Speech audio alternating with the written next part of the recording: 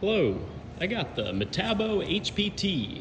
It is got the 10-inch blade in there, and why you're probably here is because, well, the directions suck to assemble this stand. So I'm sorry I didn't make a video as we were assembling it, but my wife and I, we had to argue a little bit putting this together because, well, as basic as it is, it's kind of a pain in the butt. So I'm just gonna give you a quick rundown of what we did. First thing you wanna do, I'm gonna back out of this, there we go. First thing you wanna do is get these legs unfolded. Get the stand upright. Very first thing I want you to do. Second thing, get your axle bolts out. You're not gonna mistake them. It's the only bolts that are this long. You're gonna put the bolt in there. The washer on this side is a little larger than this side. And that is because it has to slide over the axle shaft. I mean, you can't mess this up. So there's your axles. Put your wheel on, tighten them up. Okay, that's your first step. Second step that I need you to do, right here, grab this little guy here, put it on just like I got it here. It's pretty self-explanatory. Slide it on. These should come in your package. You'll screw them on. That's what locks this bar in place, okay? Next thing, you got this little bracket here. It goes right on the back side of that. You have a carriage bolt that goes through, and another one of these little wing nuts, okay? Snug that up. I mean, you can leave it a little loose until you're ready to put a piece of, like a 2x4, whatever you got laying around. That way you can get your right height. All this can stay loose until you're ready to adjust your height settings. There is a little screw that goes in there. That's to keep this from sliding off. There's also another one right there. You'll screw that in once all this is in place.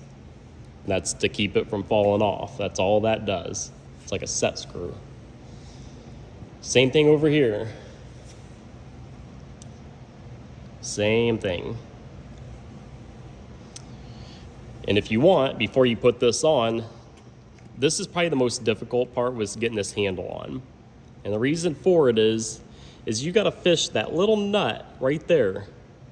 You gotta fish that nut down in there as you're trying to get the bolt started back here. When you're trying to put that bolt in, take one of these legs, fold it up, like leave it set on 3 legs. That way, because the bolt is kind of hidden behind that leg, you really need that leg back up.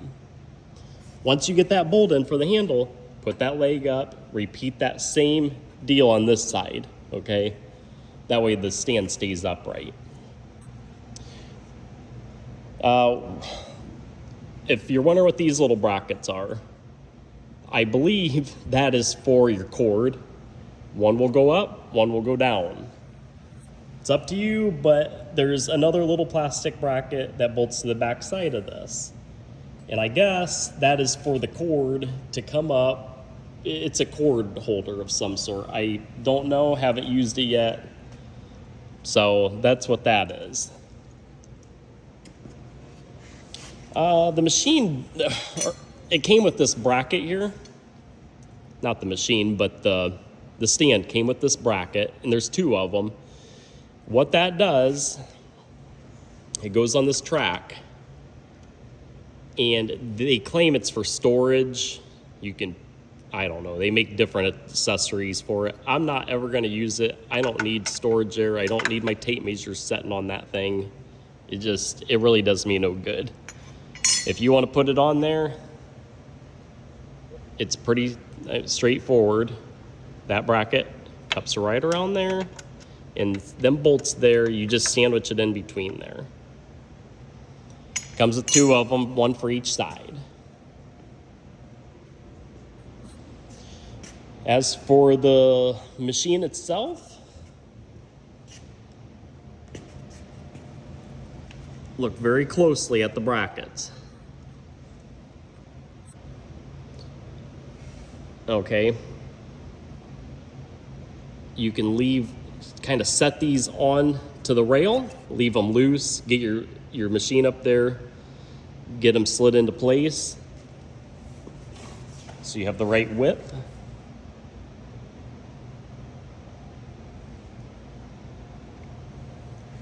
And you're going to want it back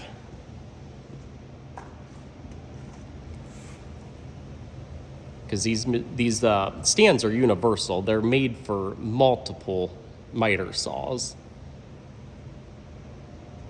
So you'll just have to figure out which, if you have a DeWalt or something, maybe it's a little wider. You may be using the holes clear back here. But for me, I think I got that pretty well centered where it needs to be. It's not too far forward, not too far back. If you got a piece, here's a 1x4. What I did was I set it up there, and then you come back to these. If everything looks level, you can adjust this and start tightening this stuff up so everything is level. That way when you're ready to cut something, you're ready to go. And these bars, they do come in and out. Just got to release it. Snug them up. Pretty simple stand. But I know when it's sitting there in the package, it can look a little intimidating. But once you see it in action and make sure everything is going the right directions. If you have these flipped around and backwards, everything's going to be off and you're going to be like, what's going on? That is exactly how I want you to do it. It's a simple stand. Don't let it stress you out. And it looks good with the Metabo too. The green on green. I mean, everything matches. So if you have one of these miter saws, I'd recommend the Master Force.